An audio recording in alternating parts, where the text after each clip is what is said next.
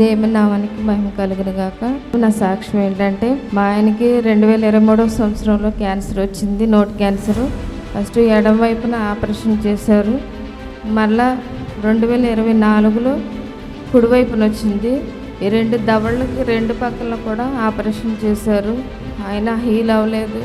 డాక్టర్లు అన్నారు, మా ప్రయత్నం మేము చేసాము, ఇక ఆయన ఉన్నంతకాలం మందుల ద్వారా బతకడమే అనేసి చెప్పారు. చెప్పిన తర్వాత మాకు తెలిసిన ఆత్మీయులు అక్కడ దహించు అగ్ని మినిస్ట్రీస్ తరపున బ్రదరు ప్రార్థన చేస్తారు, మీరు ఒకసారి కనుక్కోండి అంటే మేము చేస్తే బ్రదర్ గారు అప్పుడు ఆయన అన్నారు, ఆత్మీయ తండ్రి గారు డాడీ గారితో ప్రార్థన చేద్దాం, మొత్తం అవన్నీ కూడా హీల్ అయిపోతాయి, మీ కుటుంబంలో ఉన్న చేతబడి శక్తులు, చిల్లంగి శక్తులు అన్నీ కూడా హీల్ అయిపోతాయి, మీరు ఇక్కడికి రండి అని 2 నెలల నుంచి ప్రేరేపించారు. మేమెంతో అతి కష్టం మీద ఇక్కడికి రావడం జరిగింది.